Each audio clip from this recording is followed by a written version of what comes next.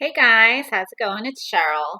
So, in this video today, I want to discuss with you guys parenting a child who has autism and their siblings, their typical siblings. That is actually one topic of discussion that over the years, especially when my daughter was first diagnosed, that posed as a challenge because at the time when my kids were younger, um, they didn't understand why their sister was different. So I have four kids. I have two older boys, and then comes my daughter, and then my youngest son is 2.5.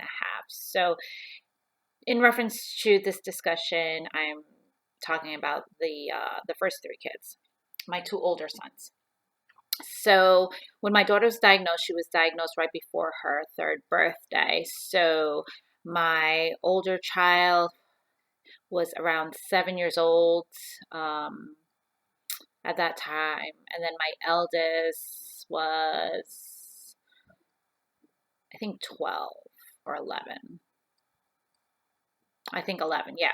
So we 3, 4, 5, 6, 7, right? 7, 8, 9, 10. Yeah, so around that seemed all right. So 3, 7, and 11, it seems, I believed, around that time. So, my older boys who are young adults now and who are, my secondary caregivers to their sister, and they're actually very good with her now. They really care about her, they love her.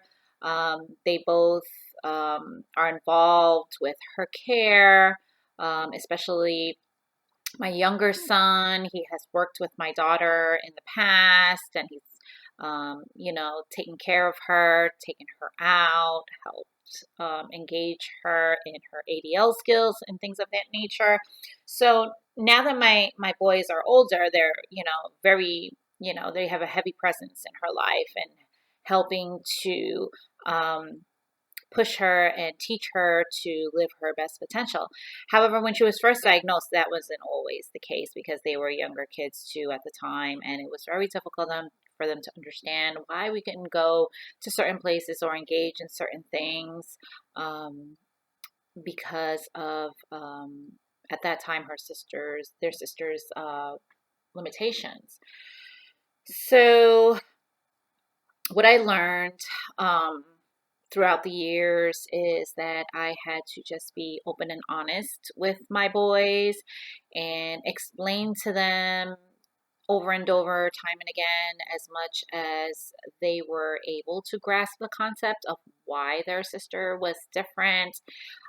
Even though she looked like nothing was wrong with her, I'm actually facing that challenge right now with my first grandson who just turned 5 years old, and trying to explain to him about his aunt's differences is a little bit challenging right now because I'll explain to him, well, your aunt, she does talk, but sometimes, she may not talk to you because my 5-year-old grandson will say, well, Grandma, how come, um, I, Titi in Spanish, his aunt. So he'll say, sometimes I talk to Titi and she doesn't answer me.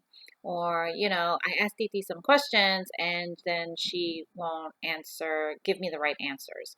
So sometimes, I have to try to explain to him that Titi is different. She thinks differently than you. She may act differently than you. It's just that she deals with the world around her a little bit different. Um, you know, if my daughter was able to convey that herself, then, I'm maybe almost for certain that's how she would convey it. But because she doesn't have the expressive language as from what I know right now to express that, how she feels or how she views things, I am her advocate as of now until she can actually express it for herself and advocate for herself.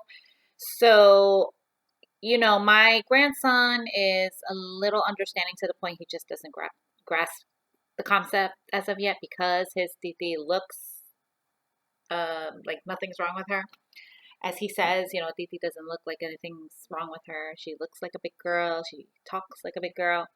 So, you know, what I did with my boys and what I'm actually doing now with my grandson is I'm showing them stories, showing them videos, and just trying to help them understand why, you know, my daughter is maybe a little bit different than, you know, than they are.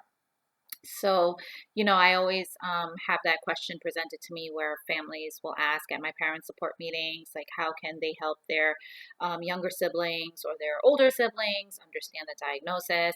And that's really, you know, my recommendation is to just try to explain it in the terms and, you know, that they can understand, and also just continue to, you know, bring them around.